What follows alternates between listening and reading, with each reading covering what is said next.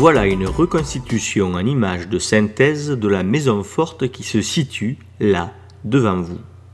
Cet édifice, dont on peut dire que la construction pourrait dater des XIIe ou XIIIe siècles, présente une singularité dans l'ensemble architectural que vous visitez actuellement.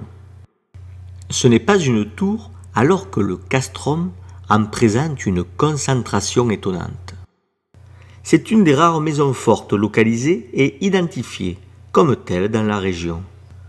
Concernant l'agencement intérieur, il faut imaginer le cloisonnement total des deux niveaux rendus nécessaires par le dispositif de fermeture de la porte du premier étage.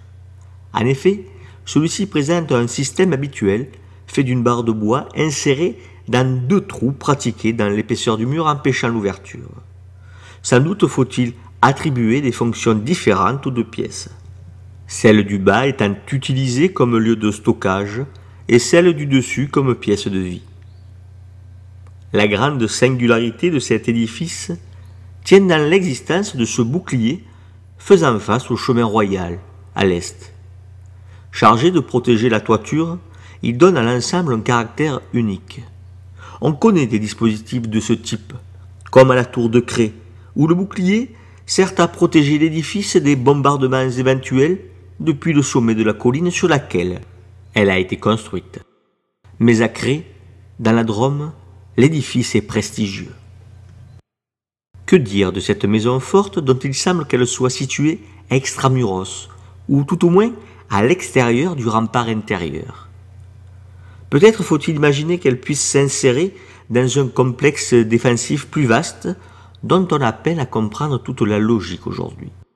De nouvelles fouilles permettront très certainement d'exhumer des vestiges nouveaux susceptibles de mieux faire comprendre les différentes évolutions du site et la combinaison pour les différentes périodes des dispositifs de défense. On remarque ici par exemple la transformation de deux niches intérieures en bouche à feu au XVIe siècle pendant les guerres de religion. Abandonné depuis longtemps, le site n'est alors plus utilisé que par des paysans qui cultivent alentour. On comprend dès lors que le castrum est devenu un réduit militaire pour les forces en opposition. La région fut très marquée par les guerres de religion qui se prolongeront d'une certaine manière jusque sous la Révolution et le début du XIXe siècle sous la forme de bandes plus ou moins informelles, des gorgeurs catholiques qui sillonnaient les campagnes à la recherche de protestants. Menacée de s'effondrer, la maison forte a été sécurisée.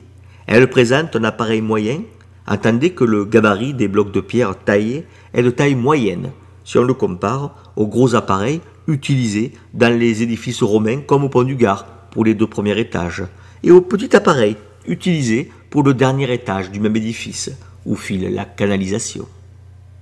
Taillés dans un calcaire très dur, les moellons obtenus demeurent de bonne facture.